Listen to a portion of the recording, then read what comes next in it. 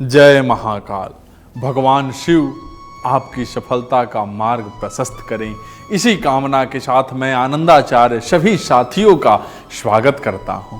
दर्शकों, किसी वर या कन्या के विवाह से पहले कुंडली का मिलान की परंपरा है। ज्योतिषी कुंडली के माध्यम से उनके दाम्पत्य जीवन का भविष्य देखने का प्रयास करते हैं।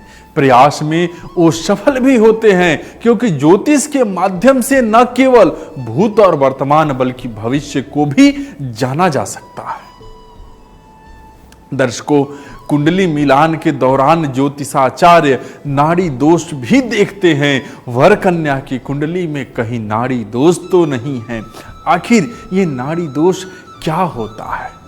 किसी जातक की कुंडली में नाड़ी दोष होता क्यों है? नाड़ी दोष का किसी व्यक्ति के जीवन पर क्या प्रभाव पड़ता है? विवाह के पूर्व नाड़ी दोष क्यों देखा जाता है?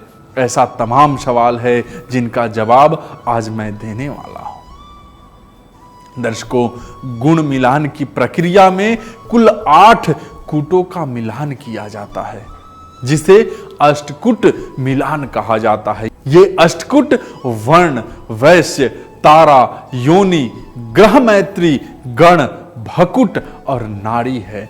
ज्योतिष के अनुसार दर्शकों, नाड़ी 3 प्रकार की होती है: आदि नाड़ी, मध्य नाड़ी और प्रत्येक व्यक्ति की जन्म कुंडली में चंद्रमा की किसी नक्षत्र विशेष में उपस्थिति से उस व्यक्ति की नाड़ी का पता चलता है। दर्शकों, आपको ज्ञात है कि नक्षत्र की कुल संख्या 27 है। इनमें से किसी 9 विशेष नक्षत्रों में चंद्रमा के स्थित होने से कुंडली धारक की कोई एक नाड़ी होती है। जैसे ज्येष्ठा, मूल, आद्रा, पुनर्वसु, उत्तरा, फाल्गुनी, हस्त, शतभिषा, पूर्व भाद्रपद और अश्वनी नक्षत्रों की गणना आदि या आध नाड़ी में की जाती है।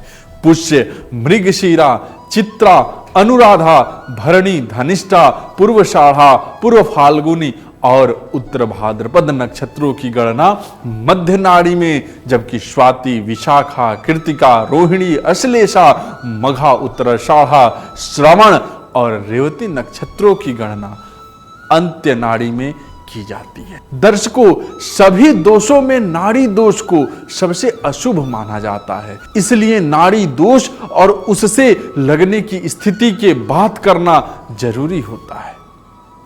जब वर और कन्या दोनों के नक्षत्र एक नाड़ी में हो तब यह दोष लगता है, क्योंकि इस दोष के लगने में से सर्वाधिक गुणांक यानी कि 8 अंक की हानि होती है। इस दोष के लगने पर विवाह की बात आगे बढ़ाने की इजाजत नहीं दी जाती है। दर्शकों, आप सभी को यह जानना भी जरूरी है कि किन स्थितियों में नाड़ी दोष नहीं लगता है।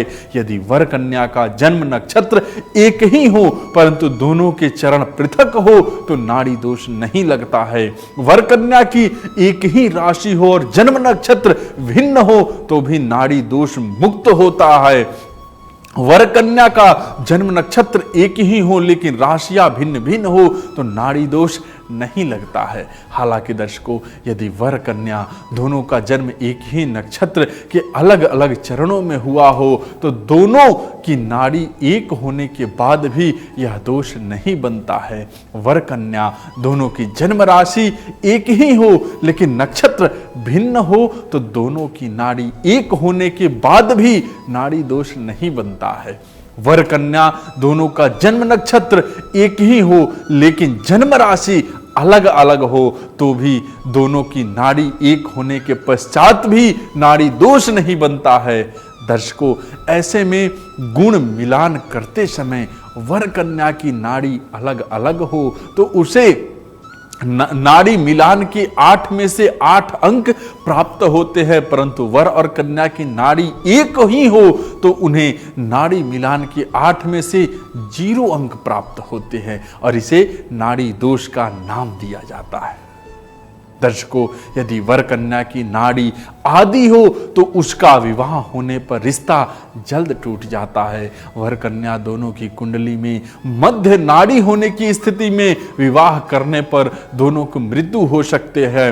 वर कन्या दोनों की कुंडली में अंत्य नाड़ी दोष होने के बावजूद विवाह करने पर दोनों का जीवन दुखमय होता है। इन स्थितियों से बचने के लिए ही तीनों समान नाड़ियों में विवाह की आज्ञा नहीं दी जाती है। दर्शकों, आयुर्वेद में भी आदि, मध्य और अंत्य नाड़ियों को वात, पित्त और कफ की संज्ञा दी गई है। नाड़ी दोष मानव स्वास्थ्य को प्रभावित करता है। नाड़ी दोष का प्रभाव संतान पर भी पड़ता है। संतान मानसिक रूप से अविकसित और शारीरिक रूप से अस्वस्थ होता है। कुंडली मिलान में नाड़ी दोष के बनने से बहुत निर्धनता होता है। संतान न होना और वर कन्या में से एक या दोनों की मृत्यु हो जाना जैसी भारी मुसीबतें भी आ सकती है। दर्शकों, मेरा ख्याल से अब आप सभी समझ गए होंगे कि नाड़ी दोष क्या है, किस स्थिति में नाड़ी दोष लगता है और किस स्थिति में नहीं लगता है। अब मैं आप सभी को नाड़ी दोष का उपचार बताने जा रहा हूं, इसे ध्यान से सुनिएगा। स्वर्ण दान, गौदान, वस्त्र दान और अन्न दान करने से नाड़ी दोष दूर होता है। स्वर्ण की सर्पाकृति बनाकर प्राण प्रतिष्ठा करने के उपरांत महामृत्युंजय मंत्र का जप करवाने से भी नाड़ी दोष शांत होता है। दर्शकों, आज के लिए बस इतना ही। आप सब हमारे साथ जुड़े रहे, इसके लिए बहुत बहुत धन्यवाद। आप सब में से जो लोग हमसे बात करना चाहते हैं, सामने नंबर है, आप हमसे बात कर सकते हैं। जय महाकाल।